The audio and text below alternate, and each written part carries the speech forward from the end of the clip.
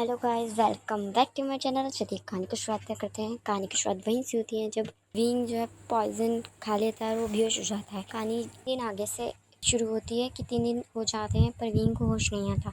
सब चिंता में होते हैं और डॉक्टर ने कहा होता है कि जहर का असर रहेगा पर वो थोड़े दिन में होश में आ जाएगा और तबीयत भी ठीक हो जाएगी। 3 दिन बाद विंग होश में आ जाता है। जैसे वो होश में आता है काफ़ी दासियाँ भाग कर जाती हैं और सबको इन्फॉर्म करती है। ये सुनकर सब उसके कमरे की तरफ आने लगते हैं और लैंजन की मम सबको रोकते हुए कहती हैं, आप सब यहीं रुकिए, पहले मैं उससे मिल लेती हूँ, फिर सब बारी बारी करके अंदर जाइएगा।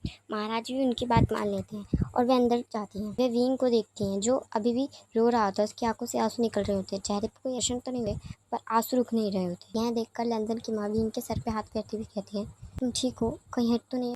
तब विंग उनका हाथ पीछे करते हुए कहते हैं, रहने दीजिए, दिखावा बंद कर दीजिए। हट हो भी रहा होगा तो आपको उससे क्या ले देना, आपके पूरे परिवार को उससे क्या लेना देना। फिर लैंजन की मॉम कहता है, तुम गुस्से में हो, हमसे नाराज़ हो। नाराज़गी गुस्सा बनता है, ज़रूर करो, हम इसी लायक हैं, मैं मानती हूँ, पर इसलिए खुद को हट मत करो।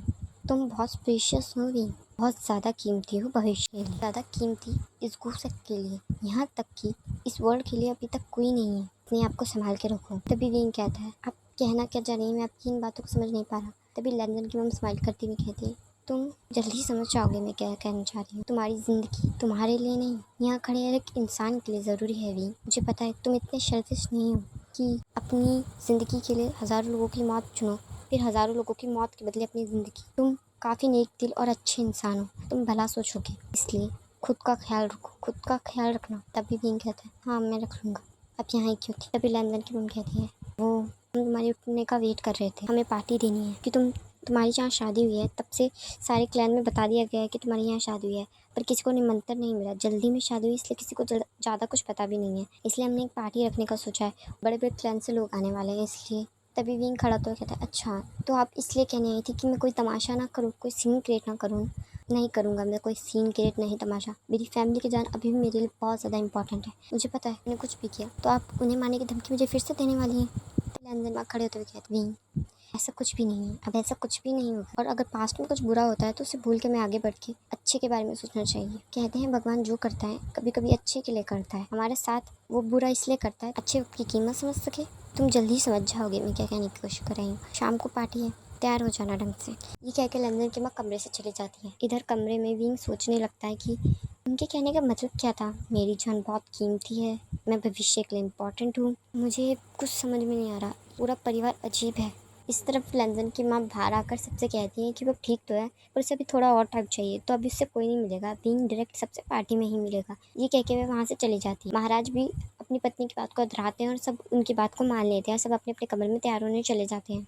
टाइम स्किप हो जाता है, सब जश्न में बैठे होते हैं और सब अपनी अपनी शक्ति की चर्चा कर रहे होते हैं। कोई अपने राज्य की बड़ाई कर रहा होता है तो कोई राजा से विनती कर रहा होता है कि उनके राज्य को बढ़ा दिया जाए। तभी सब नोटिस करते हैं सामने से कोई चल कर आ रहा है बहुत सारी दासियों के साथ। तो नोटिस करते हैं कि वो और कोई नहीं विंग है जो काफ़ी ज़्यादा सुंदर लग रहा होता है। वो इतना सुंदर लग रहा होता है कि उसके आगे चांद भी फीका लगे, सबकी निगाह उस पर टिक जाती है। वो काफ़ी ज़्यादा सुंदर लग रहा होता है। काफ़ी लोग तो ये सोच रहे होते हैं कि वह चांद की प्रतिमा तो नहीं, शायद उसे भगवान ने खुद अपने हाथों से बनाया हो, वो तो चांद का दूसरा स्वरूप लग रहा है। सब उसके बारे में बात करने लगते हैं और उसकी काफ़ी चर्चा और तारीफ़ें करने लगते हैं। विंग महाराज के सामने झुककर उन्हें प्रणाम करता है और फिर वह महारानी को भी प्रणाम करता है और अपनी जगह पे जाकर बैठ जाता है। तभी उनमें से एक व्यक्ति बोलता है, अरे आप तो बहुत ज़्यादा सुंदर हैं, पर हम कैसे मान लें कि आप लैंड ब्रदर्स के काबिल हैं। सुंदरता से तो हर थोड़ी कुछ होता है। तभी लैंजन कहता है, आपसे मतलब क्या है। तभी जेविजुन कहते हैं, ये देखिए मतलब लैंजन का मतलब ये था कि आपको इस तरह किसी से बात नहीं करनी चाहिए। तभी वह इंसान बोलता है,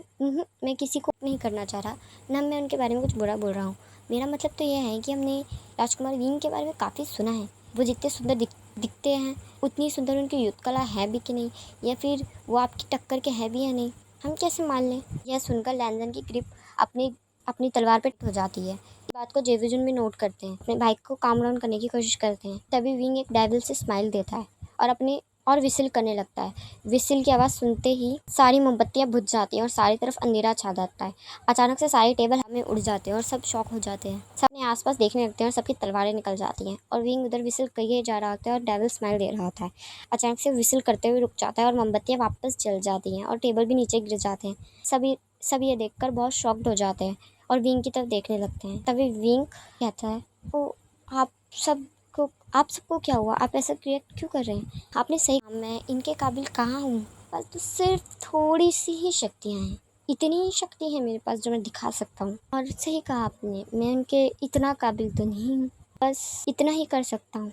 यह बोलकर भी डेविल स्माइल देने लगता है। फिर वह महाराज की तरफ घूमकर कहता है, महाराज मेरा यह कार्य हो गया हो तो क्या मैं यहाँ से जा सकता हूँ? मुझे थकावट हो रही है। महाराज भी इस बात पे एग्री करते हैं और विंग वहाँ से चल जाता है और अपने कमरे में पहुँच के अपना सारा सामान उतारने लगता है। और ज्वेलरी उतारते हुए कहता है, इतनी हैवी ज्वेलरी कौन पहनता है? मैं कोई लड़की हूँ कि मुझे इतनी हैवी ज्वेलरी पहना रखी है? और ये बकवास सभा, सर दर्द हो गया मुझसे।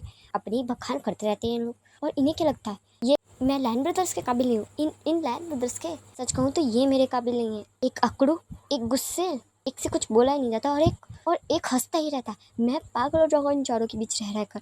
मैं क्या करूँ मैं यहाँ? मुझे कुछ नहीं करना चाहिए। मैं थोड़ी सी शराब पीता हूँ और सो जाता हूँ। इस सब को भूल जाऊंगा तो मेरे लिए ठीक रहने वाला है, वरना धीरे धीरे इस गुस्से में मैं पागल होने वाला हूँ। ये कह के विंग शराब उठाता है और पीने लगता है। चलिए गाइस, मैं इस पार्ट को यहीं एंड करती हूँ। मेरे को पता है आपको ये पार्ट बहुत पसंद आ रहा है, पर मैंने एक पार्ट बहुत लंबा भी बना दिया है, तो मैं इसलिए पार्ट छोटा बना रही हूँ। स्टार भी है तो मेरे पास ज़्यादा टाइम नहीं है, पर फिर भी मैंने 2 पार्ट डाल दिए क्योंकि मुझे लगा कि आपको ये पसंद आ रहा है। और अगर सच में आपको ये पसंद आ रहा है तो प्लीज़ मेरे चैनल को लाइक, कमेंट और सब्सक्राइब ज़रूर कीजिएगा। और जल्दी से मेरे सब्सक्राइबर 650 कर दीजिए।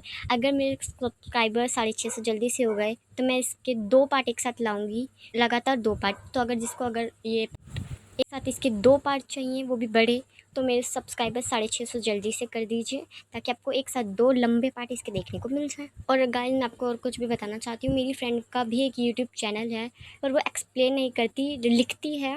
उसने अभी न्यू चैनल शुरू किया और वो टेकुक एफएफ भी लिखती है। जिसे टेकुक एफएफ पढ़ने पसंद है वो प्लीज़ जाके उसके चैनल पे पढ़ सकता है। वो काफ़ी टेकुक एफएफ बहुत ज़्यादा अच्छी लिखती है। डिस्क्रिप्शन में मैंने लिंक दिया है, अगर जिसे पसंद है तो प्लीज़ वो जाके एक बार वॉच करें। बहुत अच्छे एफएफ हैं और मेरी भी काफ़ी पसंद है, तो जाइए और वॉच कीजिए। और मेरे चैनल को भी लाइक, कमेंट और सब्सक्राइब ज़रूर कीजिएगा। Thank you.